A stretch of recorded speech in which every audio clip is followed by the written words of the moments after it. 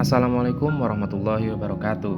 Perkenalkan, saya Ilyas Ihadin, mahasiswa PPG Prajabatan Universitas Pancasakti Tegal gelombang 1 2023. Di sini saya akan menjelaskan apa hubungan antara asesmen, kebutuhan belajar, dan perkembangan hasil belajar. Asesmen merupakan proses pengumpulan informasi untuk mengetahui kebutuhan, perkembangan, dan ketercapaian peserta didik. Lalu, untuk apa dilakukan asesmen? Asesmen ini dilakukan sebagai dasar evaluasi yang kemudian akan ditindaklanjuti pada perbaikan mutu pembelajaran. Mutu pembelajaran yang baik tentu saja akan berdampak pada meningkatnya perkembangan peserta didik. Kemudian, bagaimana hubungan asesmen dengan kebutuhan belajar? Asesmen merupakan kebutuhan baik bagi guru ataupun peserta didik. Bagi guru, asesmen ini berguna untuk mengetahui karakteristik, kemampuan awal, kebutuhan, dan gaya belajar peserta didik. Tentu saja guru perlu atau butuh mengetahui hal tersebut untuk menentukan strategi yang tepat dalam pembelajaran. Kemudian, asesmen juga dibutuhkan guru untuk mengetahui perkembangan dan ketercapaian peserta didik dalam suatu pembelajaran. Hal tersebut dapat diketahui dari asesmen-asesmen yang dilakukan. Kemudian, yang terakhir, asesmen ini juga dibutuhkan guru sebagai dasar tindak lanjut dan evaluasi untuk perbaikan mutu pembelajaran. Guru akan mengetahui bagian-bagian mana yang perlu diperbaiki.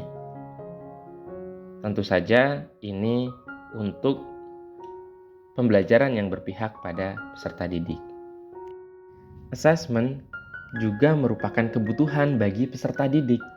Peserta didik butuh untuk mengenal kemampuan diri agar mendapat pembelajaran yang sesuai.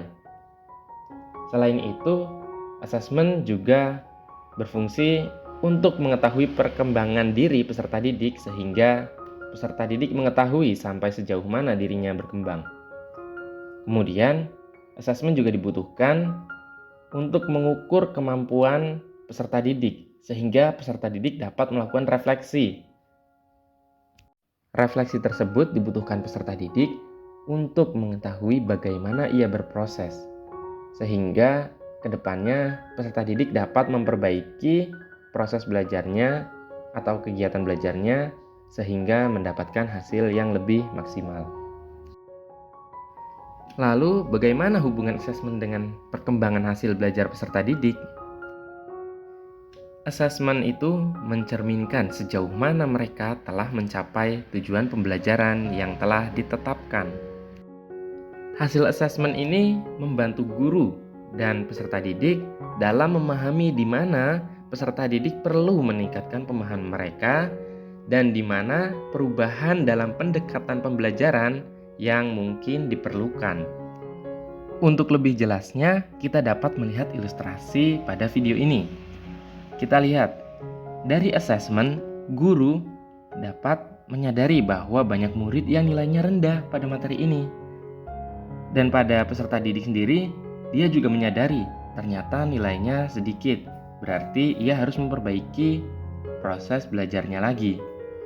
Kemudian dari hal tersebut, muncullah perbaikan mutu pembelajaran untuk menyesuaikan pembelajaran dengan karakteristik peserta didik dan peserta didik juga memperbaiki proses belajarnya.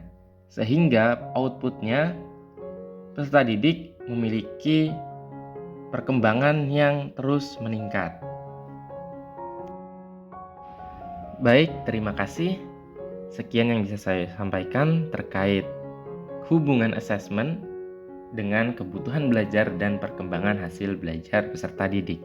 Sekian dari saya. Terima kasih. Wassalamualaikum warahmatullahi wabarakatuh.